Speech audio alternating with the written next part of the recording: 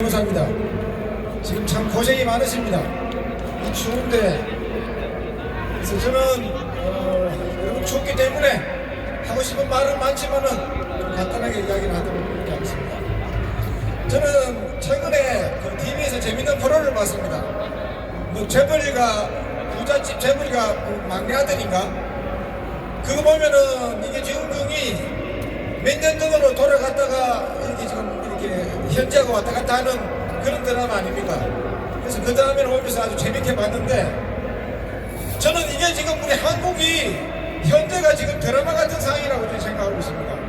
왜 그러냐면은 지금 이게 일주 피해자 관련돼가지고 정부가 내는 해법 한번 보십시오. 어떤 해법입니까? 지금 전범 기업의 배상 책임을 한국 기업들 돈을 받아가지고 여기 계신 데서 적합한 표현이 모르겠습니다만은 한국 기업들 삥을 뜯어가지고 전범 기업들의 책임을 면제해주겠다 이거 아닙니까? 그래서 전쟁터 잘하도록 도와주겠다 이런 해법 아닙니까? 맞습니까? 그러면은 이게 1943년 당시에 전쟁 잘하라고 그 전범 기업들을 위해 가지고 집집마다 들어가서 속과 숟가락 다 빼들어가지고 그 기업들 도와주는 거고 뭐가 다릅니까? 그래서 지금 저는 1943년으로 돌아갔다 이렇게 생각합니다. 그러면 여러분들 1943년도 돌아가시면 뭘 하시랍니까? 독립운동 해야 되겠습니까? 우리가 친일파처럼 이 딱 다물고 자기 이익이나 챙겨가지고 되겠습니까? 근데 지금 이 윤석열 정부가 굉장한 착각을 하고 있는 것 같아요. 지금 이게 우리 국민들이 어떤 국민입니까? 피 한 방울 안 불리고 대통령을 끄집어내야 되는 그런 국민 아닙니까? 근데 이 대통령이 우리 국민들을 갖다가 이렇게 쉽게 생각하면 안 됩니다. 지금 대통령이 국민들을 쉽게 생각하면은 그 굉장히 더 위험한 것이거든요. 그래서 저는 대통령이 이번에 일본에 갈 때 좀 이렇게 나름대로는 좀 이렇게 성과를 얻어오지 않겠나 기대를 했습니다. 그런데 그 성과가 여러분이 보시다시피 이런 굴욕적인 결과고 지금 나오고 있습니다. 저는 그 윤석열 정부 대통령이 가기 전에 제가 좀 어드바이스를 했습니다. 어떻게 어드바이스를 했느냐? 좁직게 과외를 해야 될 거 아닙니까? 좁직게 과외를. 지금 여러분 원래가 어떤 애인지 압니까? 관동대 학살 백중입니다. 백중이. 그리고 지금 안중근 의사가 돌아가신 일이 지금 일주일 후에 돌아가신 날입니다. 이런 시기에 한국 대통령이 가게 되면은 할 일이 있지 않습니까? 오므라이스 좋아하면 먹어야 되죠. 근데 오므라이스 먹을 때 그 식당이 1895년에 지금 만들어졌다 하는 거 아닙니까? 그러면 1895년이 어떤 해입니까? 명성황후가 무참하게 시대한 날 아닙니까? 그러면은 거기에 가서 뭘 해야 되겠습니까? 그리고 그 식당이 있는 자리에서 얼마 떨어지는 곳에서 관동대 학살 때 우리 교수님들이 얼마나 많이 죽었습니까? 그런 식당에서 대통령이 할 수 있는 좋은 이야기 있지 않습니까? 뭐냐? 지금 윤석열 씨는 검찰 출신 아닙니까? 그런데 명성황후를 시한 칼이 어디 있는지 알고 계십니까? 일본 신사에서 떠받쳐지고 있습니다. 이런 야만이 있습니까? 그래서 검찰 출신이라면은 명성황후를 시해를 할 때 사용됐던 흉기를 어떻게 해야 됩니까? 압수를 해가 와야 될 거 아닙니까? 기시다 총리에게 남의 나라의 국모를 무참하게 살해한 카비 같다가 지금 신사에서 떠받들고 있는 나라가 어디 있느냐? 문명국가에서 그런 게 가능하냐? 그 칼 우리가 압수하러 왔는데 협조해주면 좋겠다. 검찰 출신이라면 그렇게 이야기해야 될 거 아닙니까? 지금 안중근 의사께서 여러분 지금 같이 하고 계신다고 저는 생각을 하고 있습니다. 안중근 의사가 태어나셔가지고 돌아가셔가지고 지금 다시 부활하시면 어디에 있겠습니까? 지금 여러분과 함께 하지 않겠습니까?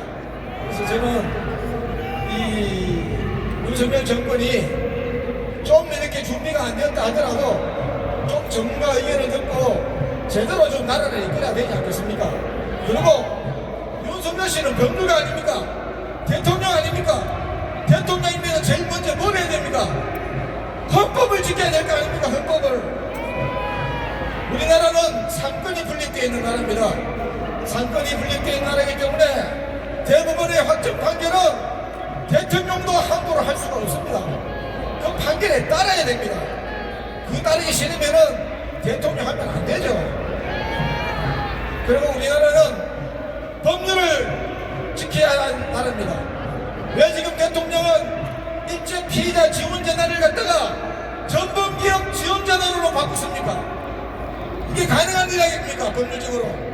그래서 대통령은 헌법과 법률을 지켜야 한다. 저는 그렇게 주장을 하고 싶습니다. 그거 하지 않으면 뭐 해야 됩니까?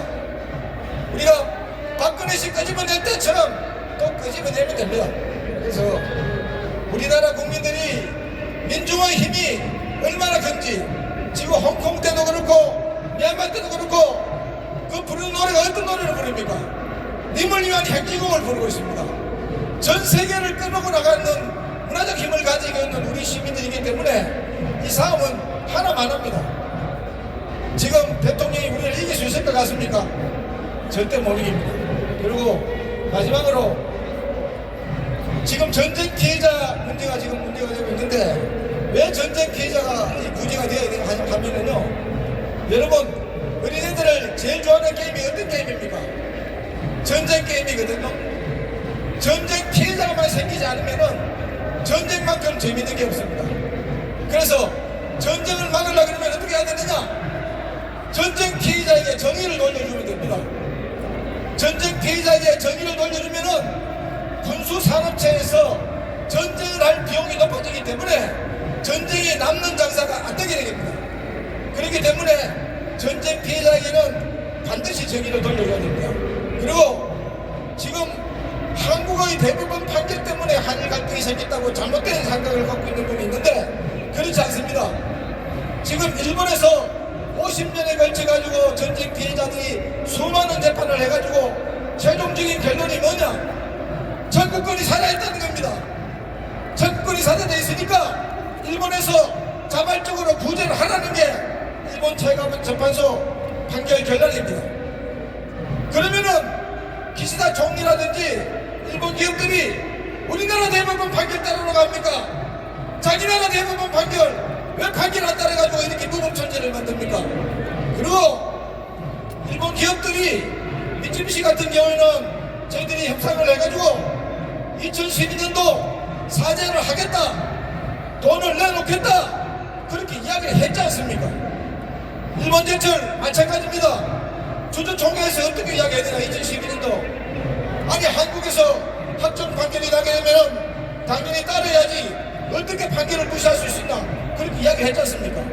그런데 왜 지금 이게 발생이 됩니까? 그래서 저는 이 기시다 정권이 지금 제대로 법을 지키지 않아서 이런 한일 갈등이 생기기 때문에 지금 제대로 법을 지키는 그런 한일 관계가 되면 좋지 않겠나 그런 생각이 듭니다. 여러분들 지금 이게 일본의 뒤에 누가 있습니까? 지금 돈을 갖다가 모금을 해가지고 한다니까 어느 쪽에서 제일 많이 돈을 낸다 합니까? 지금 미국이 낸다고 합니다. 왜 미국이 냅니까? 무기 팔아먹어야 될 거 아닙니까? 그래서 우리가 지금 여러분들 독립군의 마음으로 이 돈을 모을 때는 독립자금을 내듯이 마음을 내주시고 비록 춥지만은 내가 안 죽은 회사 부활한 상황으로 다시 태어난다 이렇게 생각하시고 끝까지 이 독립운동에 참가해 주시면은 감사하겠습니다. 우리는 반드시 이깁니다. 어둠이 촛불을 이기는 것을 봤습니까? 반드시 이기는 삶 재밌게 합시다. 대단히 감사합니다.